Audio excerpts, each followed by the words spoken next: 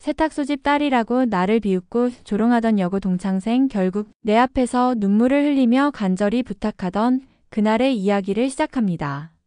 그 전에 좋아요와 구독 꼭 부탁드려요. 여러분의 관심이 저에게 정말 큰 힘이 됩니다. 비가 내리던 토요일 오후 저는 우리 세탁소 창문을 바라보며 한숨을 내쉬었습니다. 우리 가게의 미소 세탁소는 대로변에서 살짝 비켜난 좁은 골목에 있었죠. 아버지는 항상 위치가 좋지 않아 장사가 잘 안 된다고 말씀하셨지만 저는 그보다는 대형 프랜차이즈 세탁소들이 늘어나서 그런 거라 생각했어요. 세탁기 돌아가는 소리와 다림질하는 어머니의 모습이 익숙했습니다. 어머니는 새벽 5시부터 밤 10시까지 쉬지 않고 일하셨어요. 그런데도 항상 웃으셨죠. 민지야, 배고프지? 라면 끓여줄까? 어머니는 제가 공부하느라 식사를 거를 때면 항상 따뜻한 음식을 챙겨주셨습니다. 밤늦게까지 방에 불이 켜져 있으면 살며시 문을 열고 따뜻한 우유 한 잔을 내려놓으셨죠. 민지야, 이거 좀 배달해야 하는데. 아버지의 목소리에 고개를 돌렸습니다.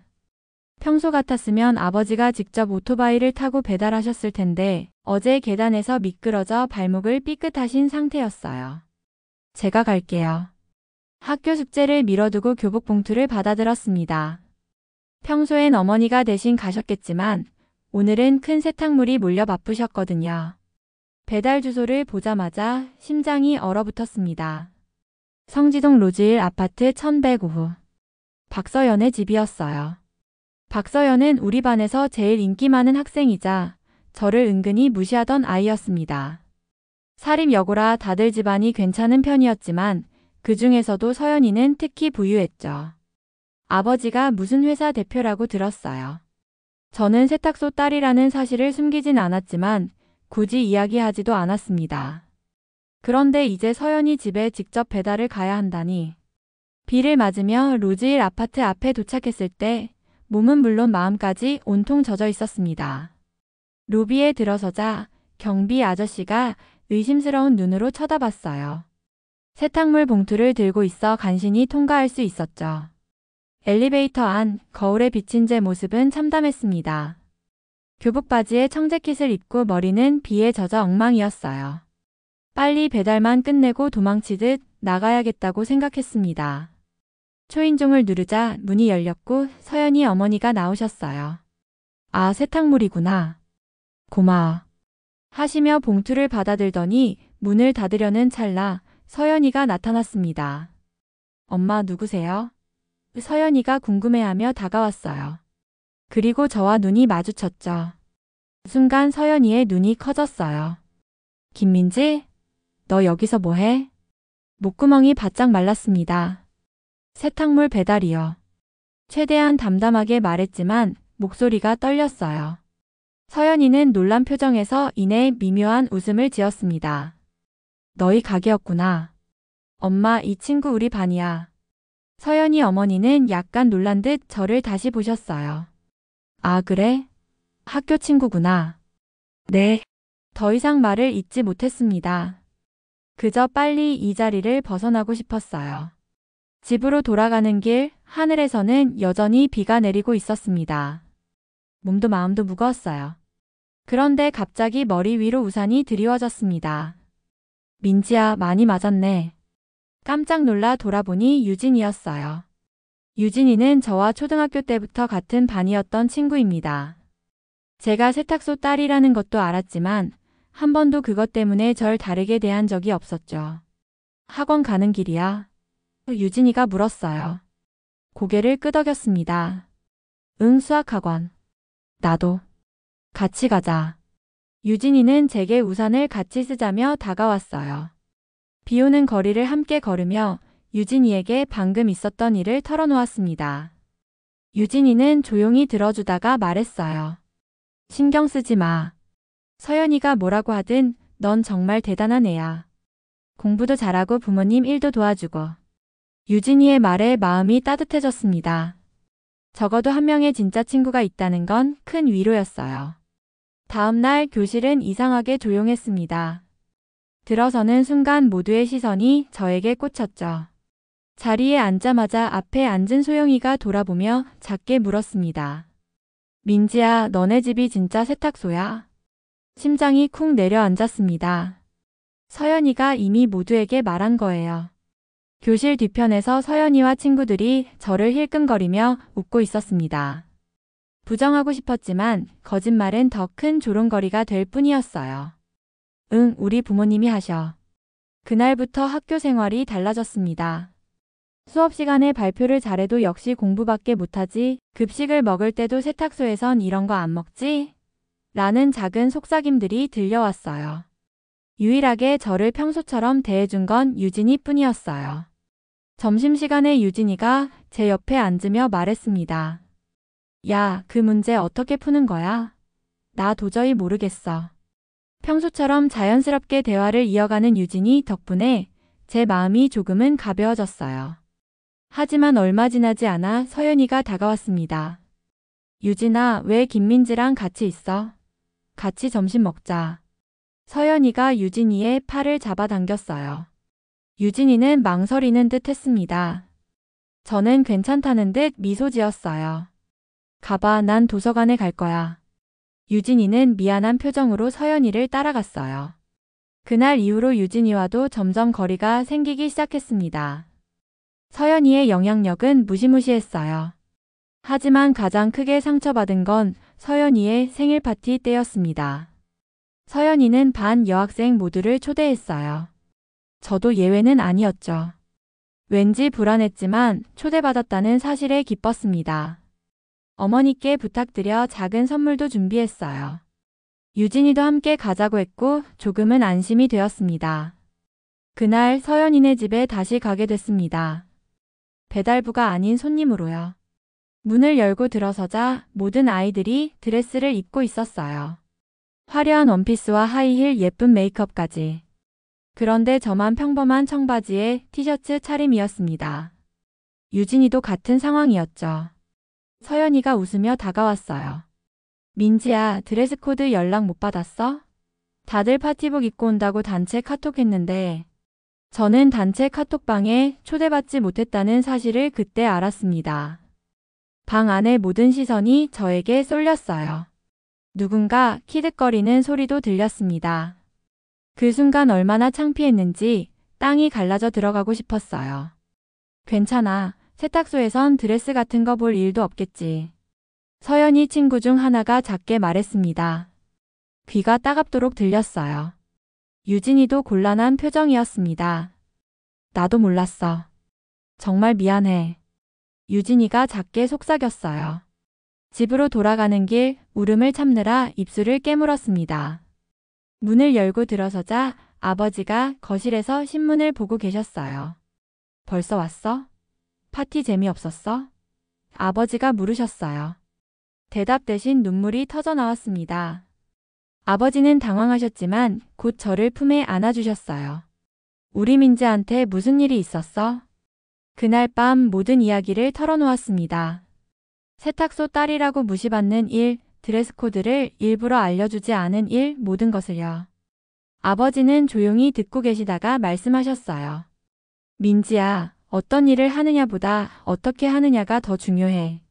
아빠는 세탁소를 하는 게 부끄럽지 않아. 정직하게 일해서 너희를 키우는 게 자랑스러워. 그런데 그 친구들은 남을 업신여기는 걸 즐기는구나. 다음 날 아버지는 제 방에 작은 상자를 가져오셨어요. 이거 아빠가 몇 달 동안 담배 끊고 모은 거야. 우리 민지 신발이 많이 낡았더라고.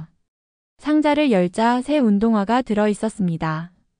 브랜드 제품은 아니었지만 제게는 세상에서 가장 소중한 선물이었어요. 아버지의 거친 손을 잡으며 눈물이 났습니다. 고마워요, 아빠. 그날 이후 저는 더욱 말수가 줄었습니다. 학교에선 공부에만 집중했고 집에선 세탁소 일을 도왔어요.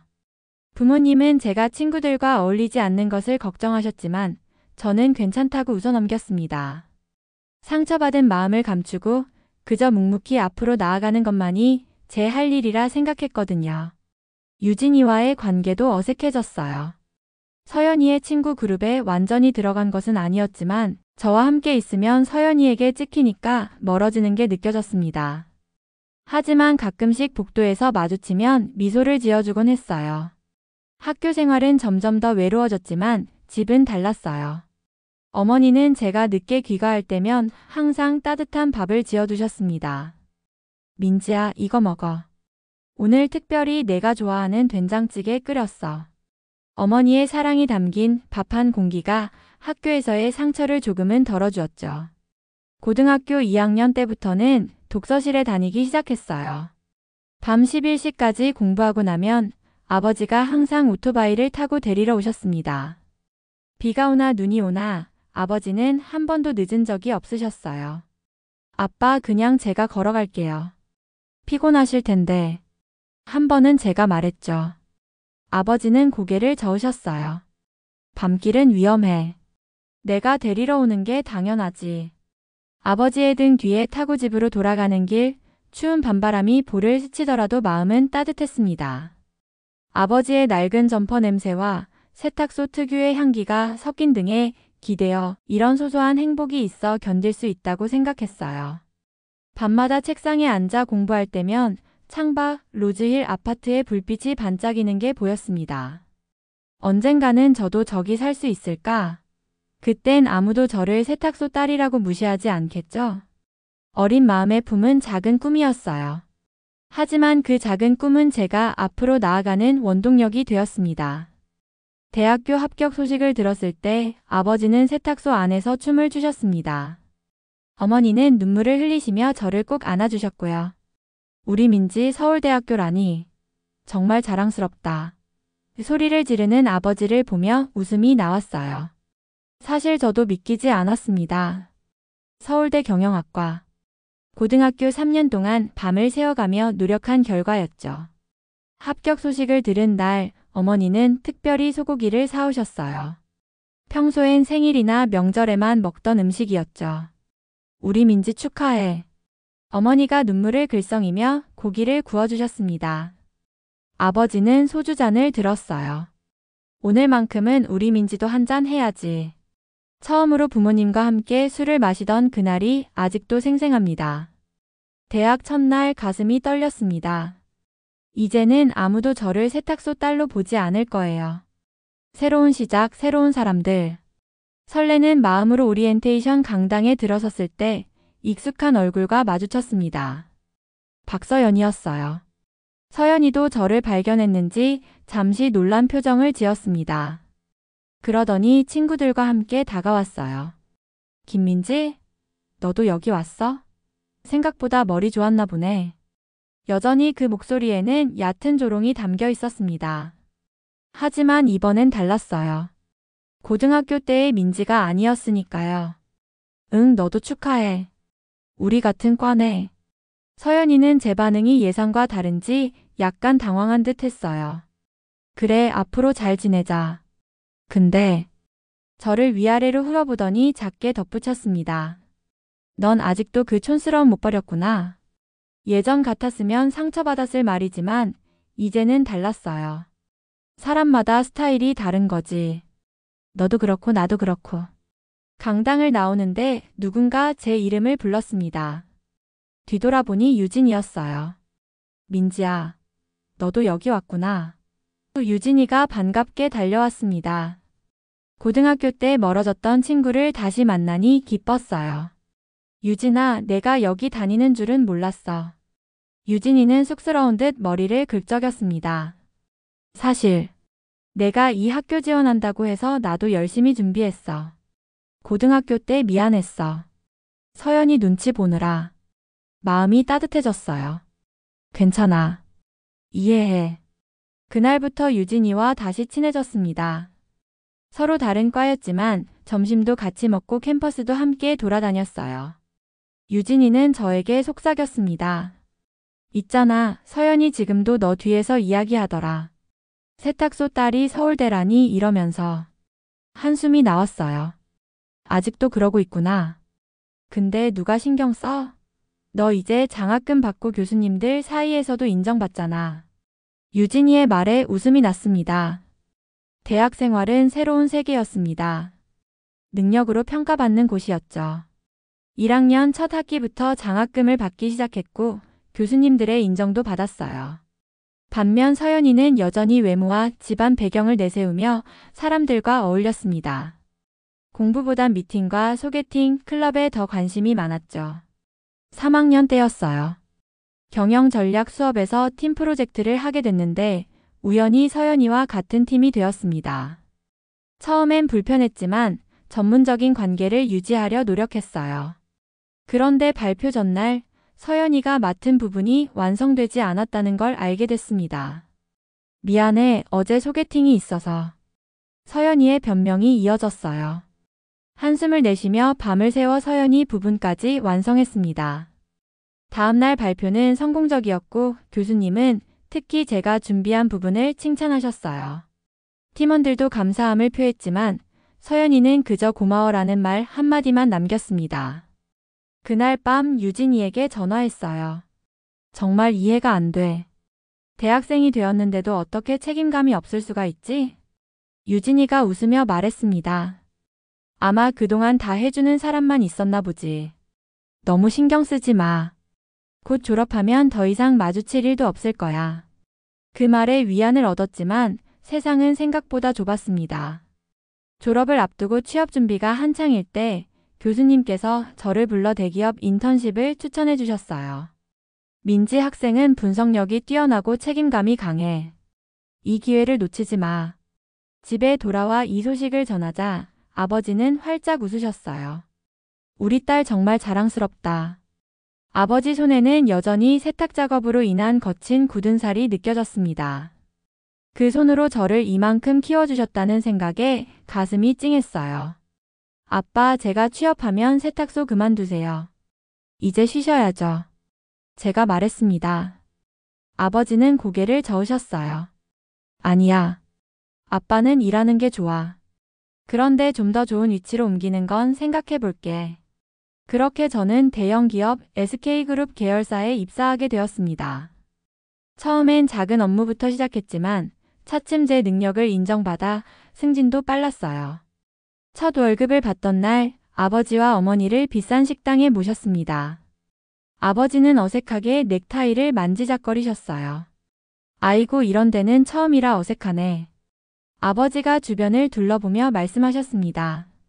아빠, 이제 맛있는 것도 많이 드시고 쉬기도 하세요. 제가 말했어요. 어머니는 조용히 눈물을 닦으셨습니다. 우리 민지 덕분에 이런 곳에 오다니. 꿈만 같구나. 그 순간 세탁소에서 밤늦게까지 일하시던 부모님의 모습, 독서실까지 데리러 오시던 아버지, 새벽에도 도시락을 싸주시던 어머니가 떠올랐습니다. 이제는 제가 그 은혜를 조금이나마 갚을 수 있게 된 거예요. 반면 서연이는 졸업 후 바로 결혼했다는 소식을 들었습니다. SNS를 보니 화려한 결혼식 사진과 함께 사업가, 남편이라는 해시태그가 눈에 띄었어요. 매일 같이 명품 가방, 해외여행, 고급 레스토랑 사진을 올리며 자기 자랑을 하고 있었습니다. 졸업 5년 차 동창회가 열렸습니다. 망설였지만 참석하기로 했어요. 세련된 정장을 입고 호텔 연회장에 들어서자 많은 동기들이 반갑게 맞아주었습니다. 특히 과 대표로 일했던 경험 덕분에 인지도가 있었거든요. 유진이가 제일 먼저 달려와 안아주었어요. 민지야. 와, 정말 멋있어 보인다. 서연이도 물론 거기 있었어요. 예쁜 원피스에 명품 가방을 든 모습이었습니다. 저를 발견하자 살짝 놀란 듯 하다가 다가왔어요. 민지야, 오랜만이다. 어떻게 지냈어? 일해? 응, SK M&A 팀에서 일하고 있어. 담담하게 대답했습니다. 그래? 대단하네. 난 결혼하고 애 키우느라 정신없어. 남편이 사업하는데 요즘 좀 바빠. 서연이가 자랑스럽게 말했어요. 너도 결혼했니? 남편은 뭐 하는데? 이런 질문을 예상했지만 여전히 불편했습니다. 아직 결혼은 안 했어. 일에 집중하고 있거든. 아, 그래? 나이도 있는데 빨리 결혼해야지. 좋은 사람 있으면 소개해 줄게. 서연이의 말에는 여전히 우월감이 묻어 있었어요. 유진이가 다가와 상황을 눈치챘는지 제 팔을 잡아당겼습니다. 민지야, 여기 누구 또 왔는데? 잠깐만 올게요, 서연씨. 유진이는 저를 다른 쪽으로 데려갔어요. 아직도 저래? 유진이가 한숨을 쉬었습니다. 괜찮아. 이제는 상처받지 않아. 웃으며 말했어요. 유진이는 제 어깨를 두드렸습니다. 너 요즘 정말 달라졌어. 자신감 넘치고. 너가 그렇게 만들어줬잖아. 유진이의 손을 꼭 잡았어요. 외롭던 학창시절 유일하게 저를 지지해준 친구였으니까요. 그날 밤 집으로 돌아오는 길에 생각했습니다. 서연이는 여전히 저를 무시하고 있었어요. 하지만 이제는 더 이상 그런 말에 상처받지 않았습니다. 제 삶은 제가 선택한 방향으로 잘 흘러가고 있었으니까요. 세탁소를 지나치다 불이 켜진 걸 보고 들어갔습니다. 아버지는 여전히 일하고 계셨어요. 아빠, 이제 들어가세요. 늦었어요. 제가 말했습니다. 아버지는 웃으시며 말씀하셨어요. 이제 장사가 좀 잘 돼. 위치 좋은 곳으로 옮기길 잘했어. 제가 번 돈으로 세탁소를 좀 더 번화가로 옮긴 지 1년 정도 됐습니다. 장사도 더 잘 되고 부모님도 덜 힘드셨어요. 아빠, 동창회 갔다 왔어요. 그래? 재미있었어? 아버지가 물으셨어요. 잠시 고민하다 대답했습니다. 네, 재미있었어요. 아버지는 제 표정을 살피시더니 말씀하셨습니다. 민지야, 내가 지금 이렇게 성공한 건 다 내 노력 때문이야. 자랑스러워하렴. 아버지의 말씀에 눈시울이 붉어졌어요. 이런 부모님이 계셨기에 모든 어려움을 이겨낼 수 있었던 거죠. 1년 후 저는 회사에서 큰 프로젝트를 성공적으로 마무리하며 임원으로 승진했습니다. 그리고 그 과정에서 다른 계열사 대표이사였던 정준호 이사를 만나게 됐어요. 처음엔 업무적인 관계였지만 점차 서로에 대한 감정이 싹 텄습니다. 준호 씨는 제 능력을 인정해 주었고 저도 그의 따뜻한 성품에 마음이 끌렸어요. 어느 날 준호 씨가 커피를 마시자며 저를 불렀습니다. 민지 씨, 사실 오늘은 업무 이야기가 아니에요. 긴장된 마음으로 물었어요. 무슨 일인가요? 솔직히 말하자면 당신에게 호감이 있어요. 준호 씨의 진지한 눈빛에 가슴이 두근거렸습니다. 처음엔 망설였어요. 직장 내 연애라는 게 부담스러웠거든요. 하지만 유진이의 조언이 도움이 됐습니다. 민지야, 내 인생이잖아. 그 사람이 정말 좋다면 한번 시작해봐. 후회하지 않게. 교제 1년 만에 우리는 결혼했습니다. 화려하진 않았지만 따뜻한 결혼식이었어요. 부모님은 정말 행복해 하셨습니다. 특히 아버지는 내 딸이 이렇게 훌륭한 사람이 되다니라며 눈물을 보이셨죠.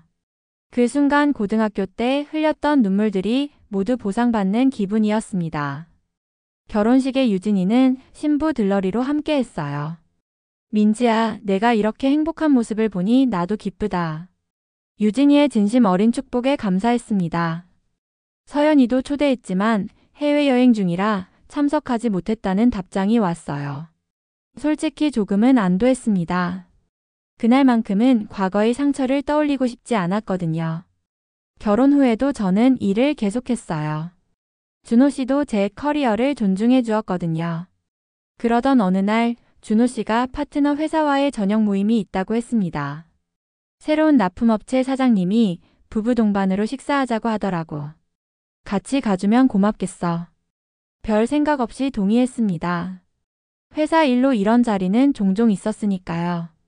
하지만 그날 레스토랑에 들어서는 순간 저는 그 자리에 얼어붙었습니다. 테이블 앞에 앉아있는 사람은 다름 아닌 서연이와 그녀의 남편이었으니까요. 서연이도 저를 보자마자 얼굴이 굳었습니다. 하지만 이내 억지 미소를 지으며 일어났어요. 안녕하세요, 정 이사님. 아, 민지? 준호 씨가 의아한 표정으로 물었습니다. 두 분 아는 사이예요. 잠시 침묵이 흐르다가 제가 먼저 말했어요. 네, 대학 동기예요.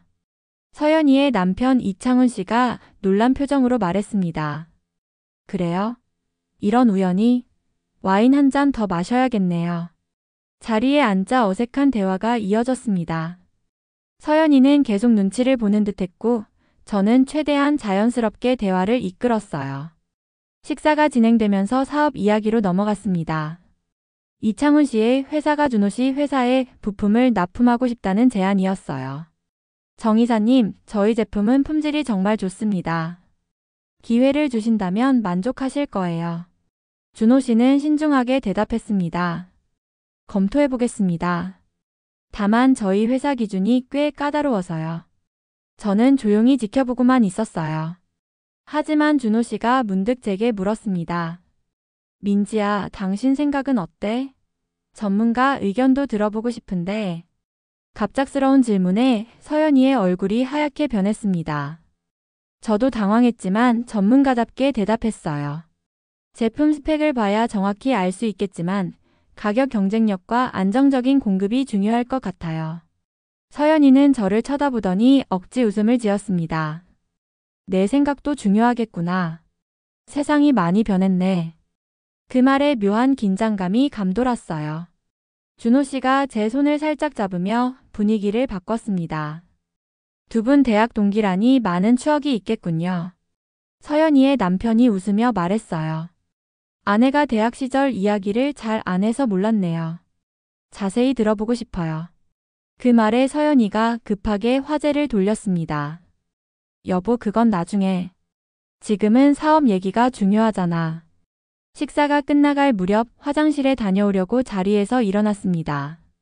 화장실 문을 열자 구석에서 흐느끼는 소리가 들렸어요.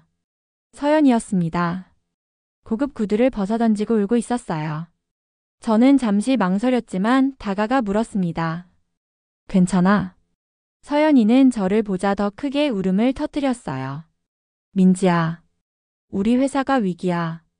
이 계약이 안 되면 망할지도 몰라. 남편이 너무 무리하게 사업을 확장했거든. 제발 도와줘. 그 순간 시간이 거꾸로 흐르는 것 같았습니다. 고등학교 때 서연이네 집에서 창피했던 기억, 대학에서 무시당했던 순간들. 그리고 지금 눈물로 얼룩진 서연이의 얼굴. 세상이 완전히 뒤집어진 느낌이었어요. 난 항상 너를 부러워했어. 넌 모든 걸 혼자 이뤄냈잖아. 난 그저 남편 덕에 사는 줄 알았는데 지금은 그조차도. 서연이가 흐느끼며 말했습니다. 제 마음속에서 복잡한 감정이 일었어요. 한때는 서연이를 원망했지만 지금 이 모습을 보니 그저 안쓰러웠습니다. SNS에 올린 화려한 생활은? 조심스럽게 물었어요. 서연이는 쓴웃음을 지었습니다. 다 가짜야. 사업이 어려워진 지 벌써 1년이 넘었는데 체면 때문에 숨기고 있었어. 매일 빚쟁이들 전화에 시달리고. 화장실 문이 열리는 소리에 서연이는 급히 눈물을 닦았어요. 저는 손수건을 건네며 말했습니다. 나중에 이야기하자. 화장실에서 나와 테이블로 돌아오는 길 마음이 복잡했습니다. 서연이의 눈물은 진심이었어요. 진짜 위기 상황이라는 게 느껴졌죠. 하지만 이게 제가 개입할 문제일까요? 비즈니스는 비즈니스고 감정은 감정이니까요. 자리에 돌아와 준호 씨와 이창훈 씨의 대화를 들었습니다. 이창훈 씨는 필사적으로 자신의 제품을 설명하고 있었어요.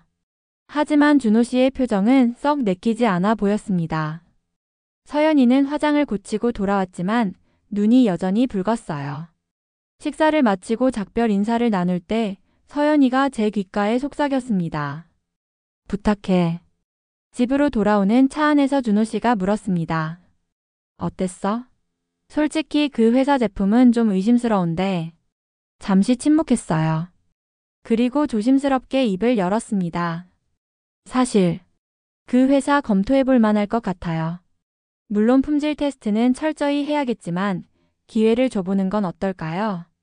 준호 씨가 의아한 표정으로 저를 바라봤어요. 갑자기? 아카는 별 말 없더니. 조건을 걸면 되잖아요. 품질 테스트 통과하고 안정적인 공급 계획 제출하면요. 그리고 우리가 원하는 개선안도 받아들이며요. 준호 씨는 잠시 생각하더니 고개를 끄덕였습니다. 그럴 수도 있겠네. 하지만 왜 갑자기 그쪽을 밀어주는 거야? 깊은 숨을 내쉬었어요. 사실 서연이와 저는 그냥 대학 동기가 아니에요. 고등학교 때부터 알았거든요. 그리고 과거의 이야기를 조금 들려주었습니다. 모든 건 아니었지만 서연이가 저를 무시했던 일들에 대해서요. 이야기를 다 들은 준호 씨는 제 손을 꼭 잡았어요. 복수하고 싶어. 고개를 저었습니다. 아니요. 그건 이미 의미 없어요. 지금 이 순간을 제가 어떻게 쓰느냐가 더 중요한 것 같아서요. 민지야, 그래서 내가 널 사랑해. 준호 씨가 진심을 담아 말했어요. 넌 항상 옳은 일을 선택하니까. 집에 도착해 잠자리에 들기 전 부모님께 전화를 드렸습니다. 아빠 오늘 어떠셨어요? 잘 지내지? 걱정 마. 오늘은 일찍 문 닫았어. 아버지의 목소리가 들려왔어요. 아빠, 정말 감사해요. 제가 힘들 때 항상 곁에 있어 주셔서. 갑자기 왜 이런 말을? 부모가 자식한테 해야 할 일을 한 것뿐인데. 그날 밤 오랜만에 어린 시절 일기장을 펼쳐보았습니다. 오늘도 아빠가 밤늦게 독서실에 데리러 오셨다. 비가 많이 왔는데도 아빠 등에 엎여 집에 왔다. 따뜻했다. 15살 때 쓴 일기였어요. 다음날 준호 씨는 이창훈 씨에게 연락했습니다. 조건부 계약을 제안했어요. 일 철저한 품질 테스트 통과, 2 안정적인 공급 계획 제출, 3 우리 회사 기술팀의 개선안 수용. 쉽지 않은 조건이었지만 기회였죠. 그날 저녁 서연이에게서 문자가 왔습니다. 정말 고마워. 우리 회사가 살 수 있는 기회를 줘서. 답장을 고민하다가 간단히 썼어요. 이건 비즈니스야. 너희가 조건을 다 충족시킬 수 있길 바래. 일주일 후 이창훈 씨의 회사가 모든 조건을 수용했다는 연락이 왔습니다. 준호 씨가 제게 물었어요. 정말 괜찮아? 비즈니스적으로도 말이야. 고개를 끄덕였습니다. 네, 객관적으로 봐도 나쁘지 않은 조건이에요. 그들이 우리 요구사항을 다 들어주니까요. 계약 체결식 날 회사 회의실에는 긴장감이 감돌았습니다. 이창훈 씨와 그의 팀이 먼저 도착해 있었고 서연이는 동행하지 않았어요. 준호 씨가 회장실에서 마지막 서류를 확인하는 동안 저는 혼자 복도를 걷고 있었습니다. 민지야. 뒤를 돌아보니 서연이가 서 있었어요. 정장을 입은 모습이 낯설었습니다. 그녀는 조심스럽게 다가와 고개를 숙였어요. 고마워. 내가 도와준 거 알아. 남편이 다 말해줬어. 비즈니스적으로 괜찮은 결정이었을 뿐이야. 담담하게 대답했습니다. 서연이가 눈물을 참으며 말했어요. 아니, 내가 아니었으면 기회조차 없었을 거야. 솔직히 내가 너무 못됐었어. 고등학교 때도 대학 때도. 다 지난 일이야.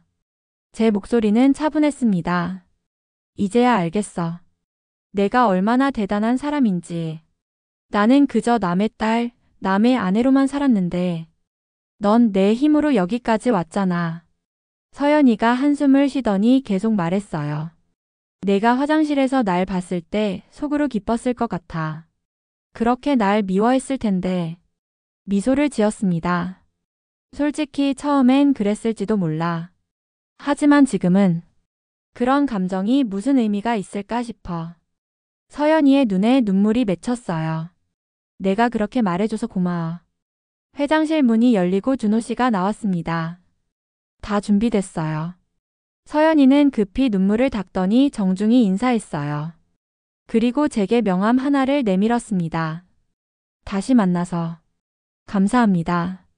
명함을 보니 박서연 이창훈 상사 마케팅 이사라고 적혀 있었어요. 서연이도 이제 자신의 일을 시작한 모양이었습니다. 계약식이 끝나고 모두 자리를 떠난 후 준호 씨와 저는 회장실에 남았습니다. 창밖으로 서울 시내가 내려다 보였어요. 고층 빌딩들이 햇빛에 반짝이고 있었죠. 정말 괜찮은 거야? 준호 씨가 다시 한번 물었습니다. 미소를 지으며 대답했어요. 네, 이제는 정말 괜찮아요. 오히려 후련해요. 복수할 기회가 있었는데 안 했잖아. 대단하다고 생각해. 준호 씨가 제 손을 잡았습니다. 조용히 말했어요. 예전에 나는 서연이네 집에 교복을 배달했었어요. 지금은 그 회사 전체를 결정하게 됐네요. 이게 바로 진정한 성공 아닐까요? 준호 씨는 제 말에 고개를 끄덕였어요. 그때 문이 열리고 저희 딸 수아가 뛰어들어왔습니다. 회사 어린이집에 맡겨뒀는데 할머니가 데려온 모양이었어요. 엄마, 아빠. 수아가 폴짝폴짝 뛰며 달려왔습니다. 6살 딸아이는 항상 에너지가 넘쳤어요. 안아올리며 물었습니다. 우리 수아 오늘 어땠어? 할머니가 맛있는 거 사주셨어. 수아가 신나게 대답했어요. 그러더니 갑자기 진지한 표정으로 물었습니다. 엄마 오늘도 멋있었어? 웃음이 나왔어요. 수아는 항상 저에게 그런 질문을 했거든요. 글쎄 엄마가 멋있었을까? 응. 엄마는 항상 멋있어. 수아가 확신에 찬 목소리로 말했습니다. 그 말에 가슴이 따뜻해졌어요. 아이의 순수한 믿음이 그 어떤 성공보다 값진 것 같았습니다. 준호 씨가 수아를 데리고 먼저 나가는 동안 저는 잠시 창가에 서서 생각에 잠겼어요. 세탁소 딸이었던 내가 이제는 이런 회장실에서 일하고 있다니. 부모님은 여전히 세탁소를 운영하고 계시지만 더 이상 새벽부터 밤늦게까지 일하지 않으셔도 돼요. 제가 좀 더 나은 가게로 옮길 수 있게 도와드렸거든요. 아버지는 여전히 일하는 게 좋다며 은퇴를 거부하셨지만 적어도 몸은 덜 힘드실 테니까요. 주말마다 부모님을 뵈러 가는 길 예전에 살던 동네를 지나게 됩니다. 그때마다 독서실 앞에서 저를 기다리시던 아버지, 새벽에 도시락을 싸주시던 어머니가 생각나요. 그리고 비 오는 날 우산을 씌워주던 유진이도요. 그 모든 추억이 저를 여기까지 오게 해준 거죠. 서연이에게 어떤 감정이 남아있을까요? 미움? 원망? 아니요, 그런 감정은 이미 오래전에 사라졌습니다. 이제는 그저 같은 길을 걷는 동료일 뿐이에요. 어쩌면 언젠가 친구가 될 수도 있겠죠. 회장실을 나서며 문득 고등학교 시절 제 모습이 떠올랐습니다. 비에 젖은 채 서연이네 아파트 앞에 서 있던 그 소녀에게 이런 미래가 올 거라고 말해준다면 믿었을까요? 아마 웃었을 거예요. 엘리베이터를 타고 내려가며 생각했습니다. 진짜 성공은 조용히 우아하게 이루는 것. 누구를 밟아 올라서는 게 아니라 자신의 길을 묵묵히 걸어가는 것. 그리고 때로는 용서하는 것. 그게 제가 배운 인생의 가장 큰 교훈이었습니다. 로비에 도착하자 준호 씨와 수아가 기다리고 있었어요. 수아가 제 손을 잡으며 물었습니다. 엄마 이제 어디가? 집에 가자 우리 공주님. 딸의 손을 꼭 잡았어요. 회전문을 나서는 순간 햇살이 따뜻하게 저를 감쌌습니다. 마치 세상이 잘했어라고 말해주는 것 같았어요. 한 걸음 한 걸음 제 인생은 계속 앞으로 나아가고 있었습니다. 일주일 후 서연이에게서 연락이 왔어요. 식사 한번 하자는 내용이었습니다. 잠시 고민했지만 준호 씨와 상의한 후 만나기로 했어요. 카페에서 서연이를 만났습니다. 예전과는 다른 분위기였어요. 화려한 명품 대신 단정한 차림새였고 표정도 한결 부드러워졌더군요. 계약 덕분에 회사가 안정을 찾아가고 있어. 서연이가 말했습니다. 그리고 나도 변하고 있어. 이제야 내 인생을 스스로 만들어가는 중이야. 다행이네. 진심으로 말했어요. 서연이는 잠시 망설이더니 조심스럽게 물었습니다. 우리 다시 친구가 될 수 있을까? 그 질문에 마음이 복잡했어요. 하지만 이제는 과거에 묶여있을 필요가 없다고 생각했습니다. 천천히 시작해보자. 시간이 필요할 것 같아.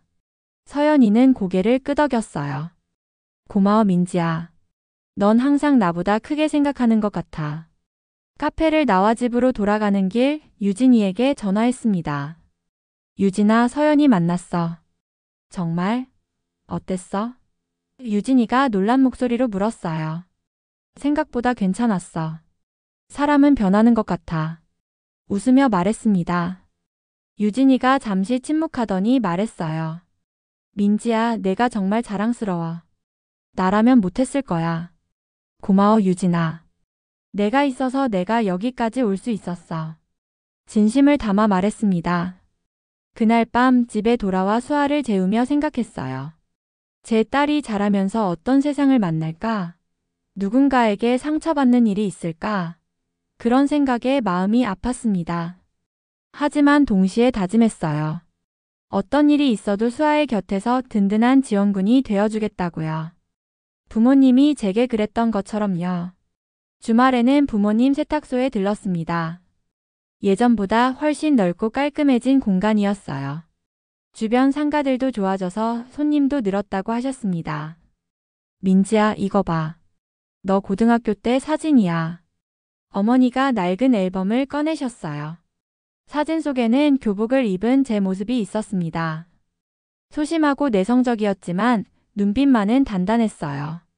그 아이가 지금의 저로 자라날 줄은 그때는 몰랐겠죠. 우리 딸이 이렇게 훌륭한 사람이 될 줄 알았어. 어머니가 자랑스럽게 말씀하셨어요. 아버지는 여전히 세탁기 옆에서 일하고 계셨습니다. 이제는 직원도 2분이나 있어서 훨씬 여유로워 보이셨어요. 민지야, 이번 주말에 낚시 가자. 준호랑 수아도 데리고. 네, 아빠. 꼭 가요. 환하게 웃으며 대답했습니다. 세탁소를 나오면서 문득 돌아봤어요. 이곳에서 제 인생이 시작됐습니다. 부모님의 사랑, 노력, 희생이 있었기에 지금의 제가 있는 거죠. 세탁소 딸이라는 사실이 한때는 부끄러웠지만 이제는 자랑스럽습니다. 엄마, 아빠 감사합니다.